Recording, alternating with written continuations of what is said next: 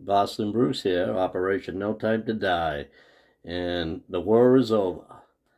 The Allies have won.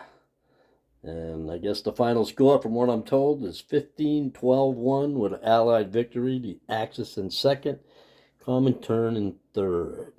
First off, I'd really like to thank Global War Enthusiasts, Knights Templar, Madman Dan, and my partner, Panzer J, for inviting me to play with them in this. It's been my first YouTube game, and actually, other than one on TTS, really only the first live board game I played with other people, other than two solos. So still learning the rules. Uh, let's talk about what went on. My partner Panzer J here. I mean, he dominated in Europe and the Eastern Front the whole game. I mean, basically the whole game. Uh, he had his free reign over here, taking what he wanted when he wanted. He actually held all of Turkey at one time too, along with I believe Transcaucasia and Northern Caucasia. Uh, Italy never came in the war. We both agreed probably early in the game might have been worth the chance to take Abyssinia. We never did, and what happened is Free France basically became almost a major, like a mini major power. And they were really big in the game. They had a huge air force, so something you don't usually see. I mean, I forget what it is, 6, 7, 8 fighters, transport planes, medium bombers, they had a nice little force. Big forces in Russia and German forces that were still over there in the Russian front. Big air force the Germans had, huge air force. Like I say, Panzer J, when he plays Germany, I mean, he is so aggressive and he's such a good player, and it's fun to watch. I mean, it's really impressive every time I've watched him. The British here, played by Global War Enthusiasts, excellent player. I'm not sure. Tells me he's only played a couple of games. I think he's full of shit. I think he's been pretty experienced player. I'm starting to hear from a few other people. Uh, he played real well. I mean, he is so great at moving stuff around and building up his forces for defense, for aggression later on. I mean, the naval transports all over the place, moving stuff all over the board. I mean, it's pretty amazing to watch. He's a great guy. I really enjoyed playing with him too. On the Russian front over here, Knights Templar Dan, he was fun too. I mean, we really had fun chatting it up all the time. He's a good player too. He held on to Moscow. I mean, we thought it was gonna fall, but it never fell. And eventually, Panzer J backed out a little, and they came to an agreement. And they both had some other plans for later in the war that never materialized, as we were using a variable die ending. And even if we weren't, I mean, the next turn would have been the last turn of the game if we weren't using it.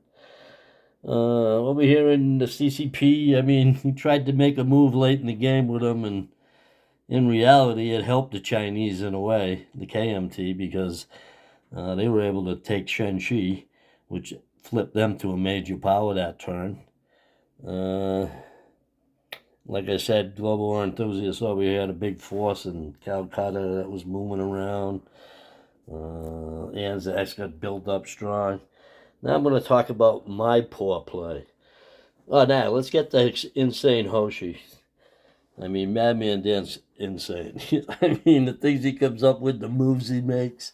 I mean, unbelievable. Some of the ones I'll tell you about right now that really threw me for a loop was early in the game. I mean, I basically had the CCP just about done with, and now I was going to take I had the Peking KMT troops locked in there and surrounded to wipe out the next turn. What does he do? He attacks Hope, and because he only goes one round and retreats, he's able to jump his troops all the way at the who was Shashua over here. Then they wound up all backing into Yunnan, which they wound up, instead of being just a couple troops here and there all spread out, He got them all into one army in one turn. A real slick move, I'll tell you. Basically did the same thing over here later on in the game when he brought some troops from Hawaii and he wanted to get them to the Philippines. He attacked with some troops from the Philippines to Sea Zone 91 and came in from 93. He took his 1, 2, 3, 4 move, and because he retreated, he was able to retreat over here to the Philippines. Again, another slick move where you're getting a movement of, what was it actually? 1, 2, 1, 2. Oh no, I take that back. They were in Hawaii, but 1, 2, 3, 4, 5, 6. So basically, he went from here, Hawaii. He was here. 1, 2, 3, 4. Took him 4 to get to 91. So he was able to get that fifth move to get to the Philippines, which was, another slick move. That and building airfields in the Line Islands, major ports in the Gilbert Islands, dockyards in New Britain. He's a real good strategist. Global War Enthusiast likes to give all the credit to Madman. Don't let him fool you. He's a slick player too. Up here, and what basically happened is slowly but surely. I bet it wasn't 3 or 4 turns ago. I had all my victory points. I had the Philippines. I had Sumatra. I still held, I believe, might have had Kwangtung may have been gone, but I still had Hunan, Nanking, Shantung, Korea. And on the very last turn, another thing, my ignorance of the rules, not knowing that KMT troops could get on American transports, travel, and then get off on the same turn to invade. Because I was thinking, well, he's only got 6 infantry. I didn't really update the whole board, because I think there's only 5 there. He only took 1 American infantry, to invade Japan. And, I'm thinking, he's only bringing 6, I don't have to worry, Can't take the KMT. They're going to have to get off on the next turn. So I got 2 more turns, And because of that, he was able to grab these 3 territories that were an IPP on mainland Japan. And sure enough, the points that I did have, because I had 1 down here for Java still. I had 1 down here for Borneo. And I had 3 over here for another point, which would have gave me 3 for... let's see, the Caroline Islands, Wake Island, and the Mariana Islands. Yeah, so I had those 3 islands. That was worth another point, plus Tokyo. So I was at 1, 2, 3, 4, and losing 3 up here in Japan knocked me down to 1. And instead of the score being 15-15 and the game going on, it's 15-12, and the variable die ending ended the game. I think I could have taken, I know I could have taken Hokkaido and Honshu back. I would not have taken, possibly could have. I had 2 airborne troops, and I actually only had 1 airborne troop, but I could have carpet bombed. There's a possibility I could have took back Kyushu also. But, I still had a huge navy. All his battleships were damaged, but I think he had 10 or 12 subs in there, a couple destroyers, heavy. I had a lot of ships too. Don't get me wrong. I didn't lose too many in the whole game, and but I never used. I feel I didn't utilize them properly either. I don't know. I was pretty good at the beginning of the game. I felt, I was pretty aggressive. Like I said, I forget what turn it was. I had the islands pretty early in the game.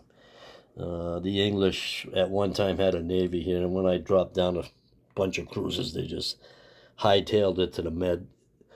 But, I feel not a mistake. I waited. We tried to keep the U.S. out of the war for a long time, and we did. We were successful at that because they were rolling crappy on their peacetime increase rolls. But leaving that Burma Road open was a terrible mistake. Because, they just kept feeding the KMT troops, everybody. The FCC, the USA. It was they had an army. They had a little. They were getting their $3 because the Burma Road, $2 or whatever, with the Burma Road being open. So and they were getting in. They got that AA gun early, actually 2 turns early, the strategic bomber, and they also got an AA gun. They should have never got Lend-Lease from the Russians because we were in a non-aggression pact. So there was a few things that went wrong, but all in all, it was a fun game. I mean, I had a great time. We're going to be doing another one coming up, Operation GoldenEye. I guess these guys are big James Bond fans. And I'm going to be teamed up with Global War Enthusiasts now. And Madman Dan is going to have the CCP. Panzer J is going to be playing England. I don't know. That just seems weird to me. I mean, I've only seen him play Germany. And Knights Templar is going to be the United States in the KMT. And I'm going to talk to Global War Enthusiasts, and we're going to see. I may play Japan again. I kind of like playing Japan. I don't know. Like I said, this is only my second game. I don't know. Germany's even more work, I think. I don't know. Panzer J was thinking Japan's more. I don't know. I think they're both a lot of work. I've played Germany in my solo games. The times I've played, I've actually played quite different than Panzer J plays. He talks more like he likes those huge, big armies. I'm a kind of militia guy with fighters stationed in Paris and a couple coastal guns. You want to come to I play more that way. I'm not so big into going to Turkey. I prefer to just take Greece and let Turkey be. The Italians, I don't know. I'd have to go back and see how they did it last game, how we let that happen again over here. I mean, I don't know who I'm going to play. I think I'm going to be Japan again, just to see if I can do a little better. But like I said, I'm going to discuss it with Global War. I'd like to thank everybody that watches also. And that's about it. I'm going to have to take this whole board down and wipe my whole game down. Because if you can look on the board, if you come close, you can see there's like dust balls and dirt. Yeah, there's some dust balls, So I'm gonna wipe this all up, clean it all up, just so it's amazing how dirty it gets just in the house, But anyway, this is Boston Bruce signing off. And Operation No Time to Die has come to an end with an Allied victory.